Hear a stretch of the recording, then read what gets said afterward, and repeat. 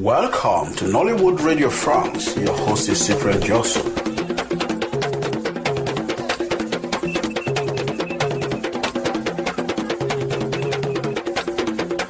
We thank Cyril Ibe for the permission to use the Afriscope African Writers Archive on Ben Kwakye's book, The Clothes of Nakedness.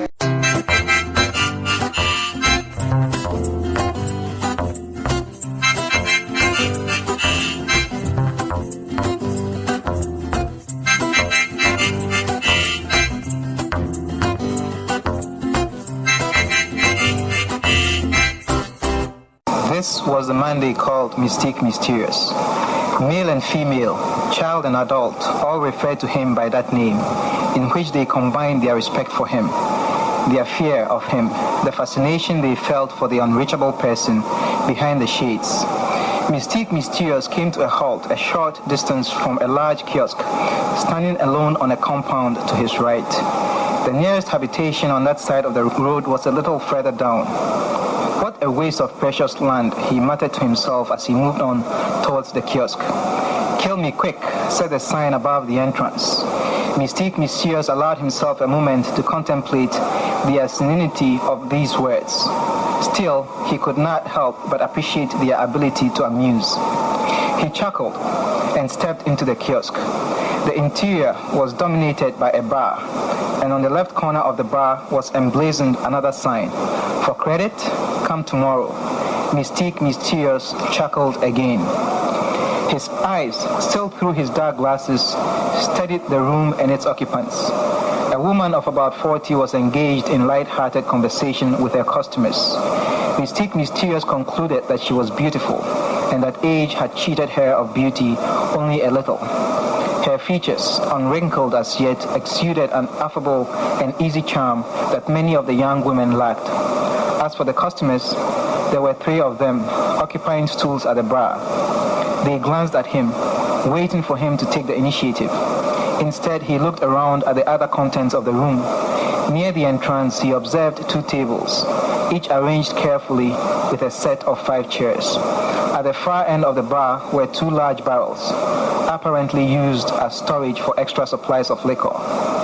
The sole illumination of the kiosk came from a dim 60-watt bulb hanging from the ceiling.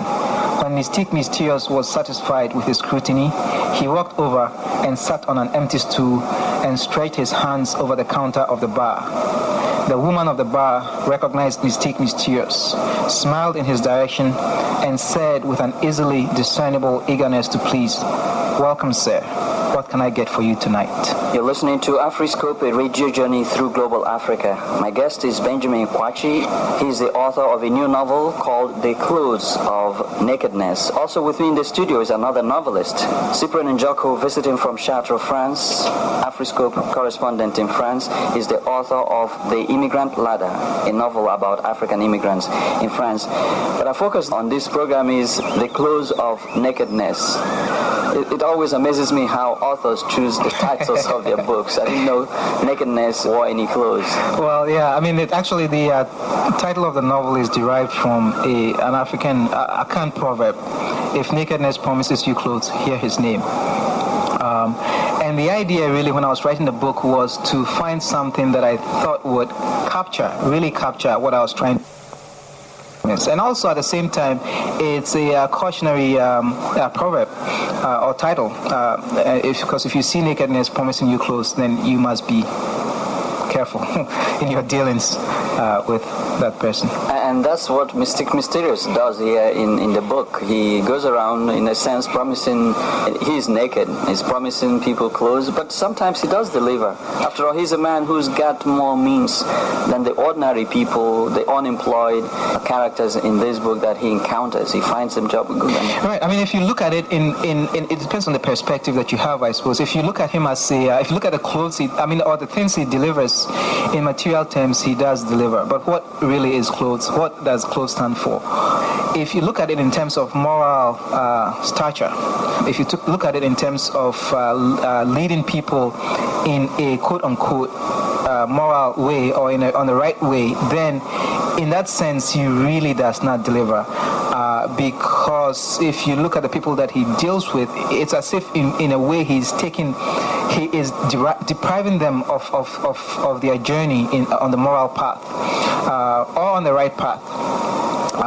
So I think that it really depends on your perspective and how you look at clothes. And if clothes is used as a metaphor, then in essence, really, Mystique Mysterious is naked in a metaphoric sense, because the materiality that he provides is not in any way the equivalent of the moral deficiency that he causes. At the same time, even if you look at it just as clothes, he takes away more than he delivers. I mean, he does deliver in a way because he gets people jobs when he promises them jobs, but what does he get away from them? Materially, spiritually, and what have you. He takes really a lot from them, so that in the end, I think, on balance, he takes more than he actually delivers in terms of just materiality. So what was going through your mind as the writer then, trying to create this complex character, Mystique Mysterious, in the Clothes of Nakedness, your book? What was going through your mind as you were conceptualizing how you were going to present him, knowing full well that he's going to be seen as evil and good at the same time? Is that what you intended? Well, because, I mean, even if you look at evil, it's hardly that you get a situation where somebody is evil, period. I mean, it's always a very complicated situation. Within evil you can find good. Within good you can find evil. I mean, or they exist side by side. But with Mystique Mysterious, really, I got some help because they tell us a little story. When I was in secondary school in Ghana, we used to tell jokes about this character who used to sell examination papers, and he would come around from time to time and sell the papers, but because it was illegal to do that, he would come sometimes tall, he would come sometimes short, he would come sometimes fat, he would come sometimes thin, sometimes he is bald-headed, sometimes he has a lot of hair. The same person? Same person, they said, yeah. Short, tall, fat, thin. But it's a duality of the character that appeals to me, because when I look at it, when I was trying to present the character here, he really is not somebody that you can easily categorize. I mean, he does a lot of bad things, but in a way, some people might argue he does some good things as well. That, I think, is the power. There's the power of, if you will, evil. I mean, I'm not using evil in any spiritual sense, but I'm using evil. It could be even phenomena that we face that are negative in our lives. That is the power of these things that we face. They are not that easy to categorize, because there's always another aspect of it, and that, I think, adds to their power. So as I was writing the book, those were the duality that was a duality I was trying to present, and how ordinary people would react to that duality.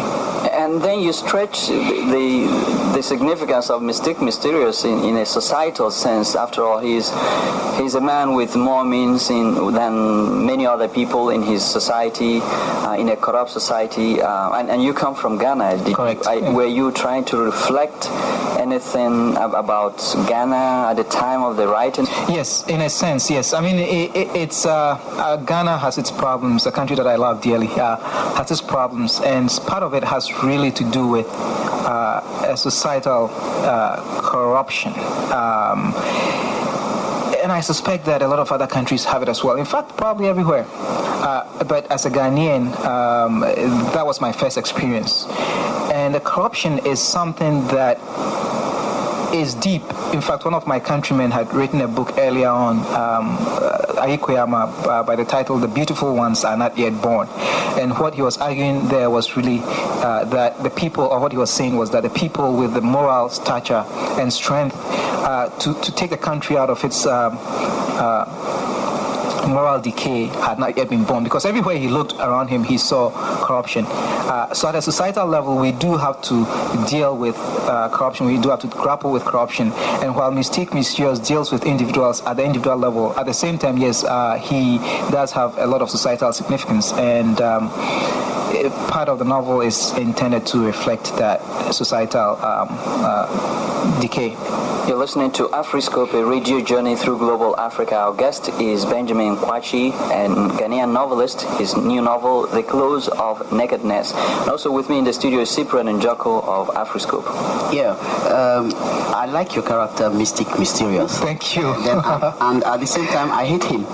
Thank you. My goal is served. I was talking about the duality before. Okay. Yeah, because why I like Mystique Mysterious, he can be compared to the what we see here in the Western world as headhunters. Yeah, because he goes to pull out people in misery from their problems. Now he demands at the same time 10% or 15%, taking the example of Bukari, the driver. Yes. So he got a job thanks to Mystic Mysterious. But all the same, Bukari was wasting away somewhere. Yes. And then the wife, Auntie Fati, was the person bringing bread down to the home. Now, what happened was Mystic Mysterious saved this man from unemployment, but took 15%. And another person again was in the person of Kofi Ntim. Right.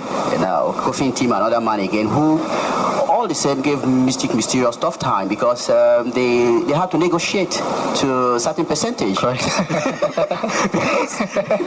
and Mystic Mysterious didn't expect that. He was surprised. He did not. Right. Right. I mean, I think that in a way, how we react to certain things or how things can take control of our lives in a certain extent depends on how we deal with them. Yeah. Right. So for example, you were saying Bukari really is unsuspecting. He's probably one of the nicest men you can find. But because he's unsuspecting, he doesn't really know what's hitting him till it's too late. Kofi Ntim is aware. I mean, he knows, and he's ready to deal, and he deals. He knows what he's contending with, and you can even argue that he's aware of the dangers from early on, but he's willing to deal with it, and so he has a different outcome from the outcome of Bukari. But it's all really, I think, a certain extent, talking about individual responsibility as well, regardless of what's out there. So to a certain extent, there are certain things we cannot do much about, but there are certain things that we can also shape somehow. Yeah. And going back to Mystic Mysterious, he's always there in the right time, always. Because taking another example, he saw a group of men, and then he was using his ways also, because he's always trying to show people that he could help them.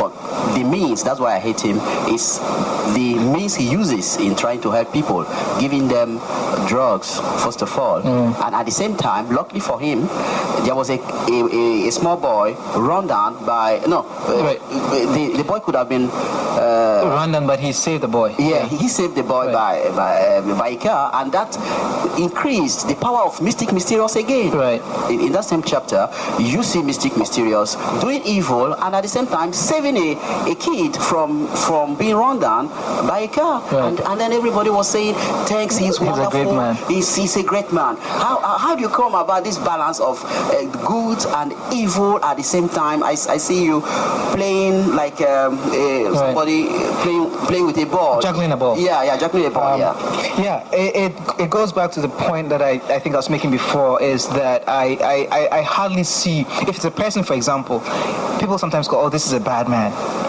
But even within that, you hardly can, if you can categorize somebody as, for example, as evil, period.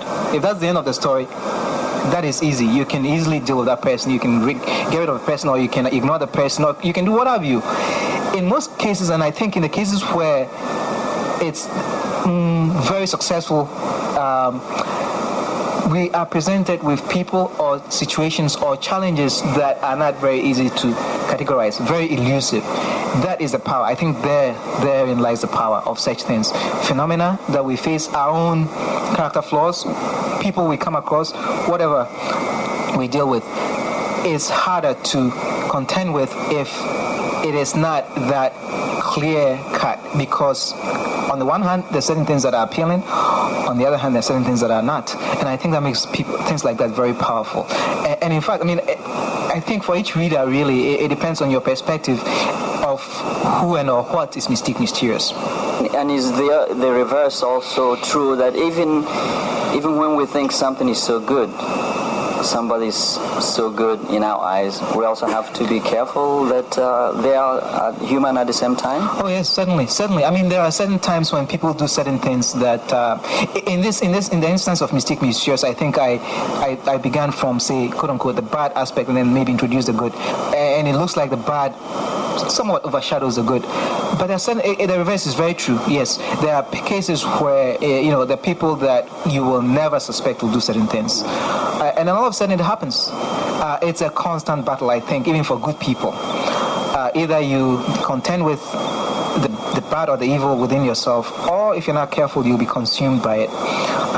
This is really not an original point, I don't think. It's been made before. In fact, there's I think an English novelist William Golden, Lord of the Flies, who very powerfully illustrates the susceptibility of human beings to even good people to evil tendencies. So it can happen, very easily.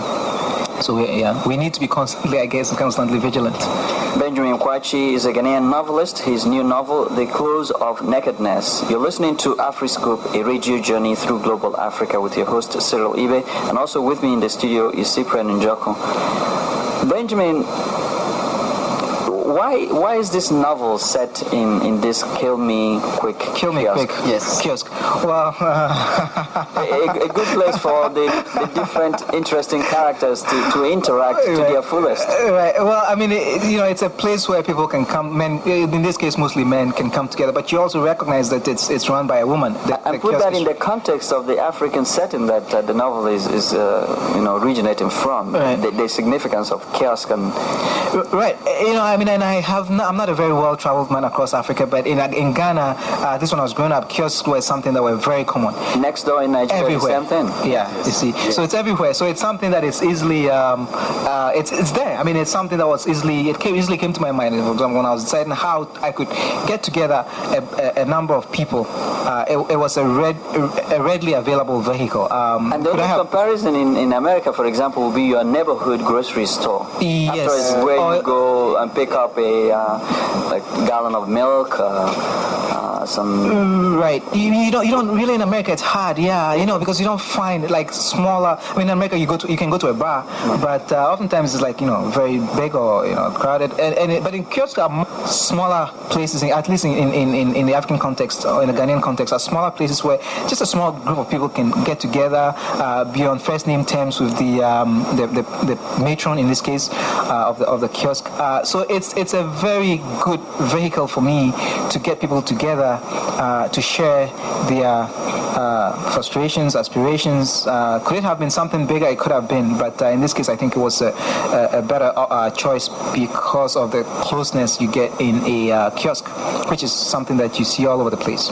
And the matron of the place, Auntie Acy, is one of my favorite characters. She's quite a woman. She would tell you as she feels. Yes. And she's the one that actually puts philosopher nonsense, I think, in his place quite a few times. And I like the way she manages the emotion of the clients coming in with the akwateshi.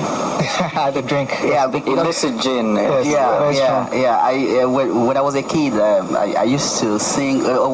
We used to sing a song called "Akwateshi no Gudo." Kill me quick.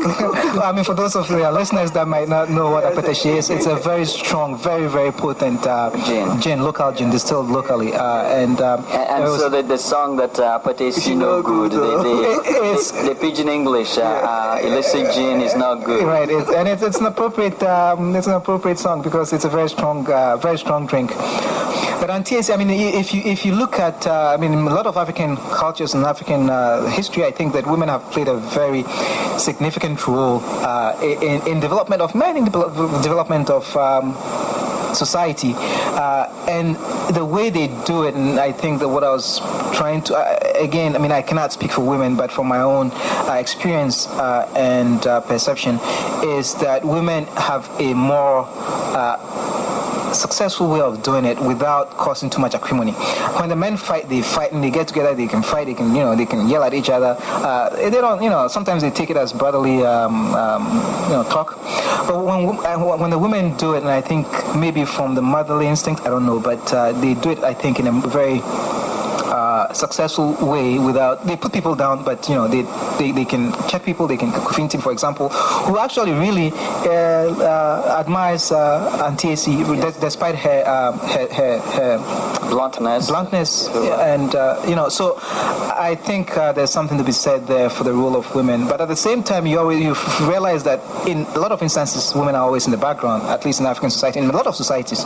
But they're always sort of like there, but always in the background, sort of. And I think that that probably is beginning to change, especially now also in literature as well, that you see a lot more women writers. And I'll yield to Cyprian Njoku because he was particularly struck by these dynamics of the women characters that you present in the Clothes of Nakedness. Yeah, that's the part in fact, I like this aspect of seeing women in the novel and the role they are playing in the novel, and in reality we can see the role also women are playing in Africa, everywhere, just like you said now, that women are always at the background of important decisions, and even like the market women, you can see. But coming back to the novel, we saw some women like Auntie Fati, Bukari's wife. Bukari, like we said just now, he was unemployed, and then the wife continued to cater for the home, and then coming again to Auntie AC, that tries to manage of the Akwateshi of the Kill Me quick bar, that manages the emotion of men coming in, listening, a very good listener anyway. And then that's another important role. Coming to another character, another woman character called Adukwe. Yes. Adukwe, the young girl who saved Baba from a bully. Yes. Can you tell us more about that? I mean, especially Adukwe is a character who was very interesting to me, and I liked her a lot when I was creating that character. Is she represents in a way one aspect of the female presence in Africa. In many ways, they've saved us from our own selves. At the same time, the way, without revealing too much about the novel, but the way Baba treats her, sometimes certain parts of the novel, the way he treats her, despite his professed love for her, also illustrates the way that men have treated, the African men have treated women sometimes. And in the end, really, you realize her importance when Baba makes a decision that is favorable to her. And again, because I don't want to go too much into detail, I'm not going to say that. But yeah, she does stand really for that role that women have played for us, and for African men, in terms of saving us from ourselves, because she helps Baba out not more than once, and yet she sometimes gets the short end of the stick. Although there's a lot of hope there. And so she was one of the fascinating characters for me when I was writing the book. Cyprian Njoku also noted this interesting relationship between Auntie Fati and her son. Yes. Elaborate on that, Cyprian, if you would. Yeah. What struck me really when I was reading that passage was what I do notice from my home. Being a father, and I have 3 children, and I see my son, 15 years. Having a type of relationship with the mother. Right. So I saw in that passage that you were talking to the author, not only trying to show the relationship between Baba and Auntie Fati, but this is what happens in many homes, anywhere, maybe in the Western world or in Africa, where men always are very close to their mothers. What you can tell to your father, you can tell to your mother. You can't tell that to your mother. Yes. Because elaborate on that, if you would. I'm glad that you share that opinion, because I think in my case it's very true. In my society or the society that I know, growing up, it seems men are there, they take care of you, yes, but emotionally there's a disconnect, I think, and I don't know what the reason is, but there's a certain disconnect between the children and the fathers. That's from my own experience. There are certain things you can more easily talk to your mother about than you can your father.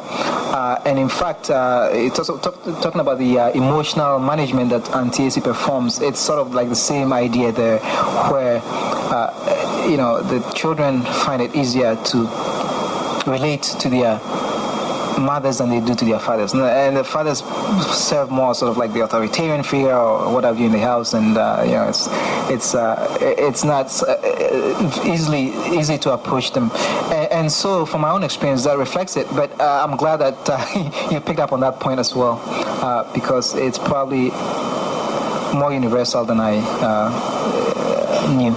Benjamin Kwakye, a Ghanaian novelist. His novel, The Clothes of Nakedness, is our guest on Afriscope, a radio journey through global Africa with host Cyril Ibe.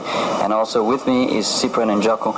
Benjamin, could you read, speaking about this unique relationship, if you will, of some of the female characters with their sons, and I think there's a reference there, a passage that Cyprian Njoko had selected that you would like to read for him. Right. Now, before this happens, I believe Baba has, one of the characters has just, or things that he's fallen in love with Adukwe, yes, but he's very hesitant about acknowledging that love or professing that love, and so he's thinking of talking to his mother about it, and so here goes. Baba hesitated. He knew his mother was the only person he could talk to without fear of being mocked, but he was not sure it was appropriate to discuss his emotions with her. The relationship between mother and son may be a loving and trusting one, but there are certain things often left unspoken. For some of them might disturb the delicate balance of interaction between parent and child. But if he could not confide in the woman who bore and raised him, then in whom could he confide? Friends? They would listen, but they would also tease him. They could advise, but with what knowledge, what experience? They might like him, but sometimes their liking was tainted by jealousy. Here's a mother who I think typifies a lot of mothers that I know of, at least in the African context, who are always there for the child, always ready to listen. And so when Baba is going through that debate in his mind, should I talk to my friends? Well, should I talk to my mother? He comes to the conclusion, mother is better than friends. Yeah. And in fact, it's interesting to note that he, in that passage, he actually does not consider talking to his father at all. The father is left out completely. And at some point, I think that Baba becomes aware that he has not been too familiar with the ongoings of the lives of his son. But Bukari, becomes aware that he's not been too familiar with the ongoings of the life of his son. But that's probably, at that point, it's probably too late anyways. Is it such that the father continues to provide for the family, knowing that the mother is always there for the children in unique ways? Right. Now, to be fair, I'm not saying that fathers are just absentee people who don't care about their children's lives. No, they are. They do care. It's just the expression of that, of their love for their children. And I think part of it has to do with the cultural. African love, I suppose, is, or African men are not supposed to be too profuse in their love or outward show of love, I suppose. And why that is, that I don't know, but I think that's the case. And so they do care, yeah. They're concerned, they want to provide for their children, they want the best for their children. But it is not something that you see done very openly in terms of expressing their concern for their children's well-being or their love for their children.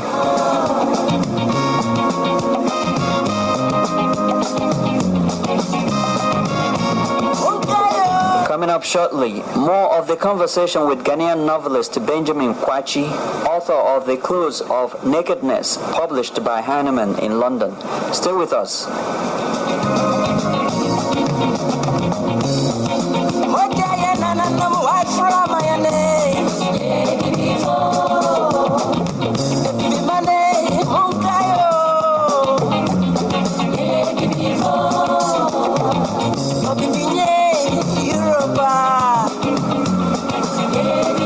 You're listening to Afriscope, a radio journey through global Africa. Our guest is the author of The Clothes of Nakedness, a new novel by Benjamin Kwakye of Ghana.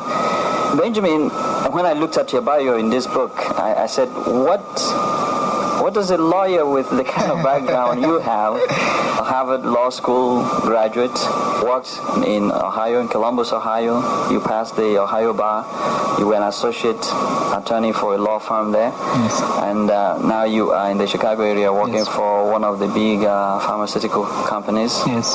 and still found time to put together the Clothes of Nakedness. How did that happen? Well, maybe I should go back a little bit because my love for writing dates back to a long time. When I was a little boy growing up, in fact, I think here, let me give a lot of gratitude to my father.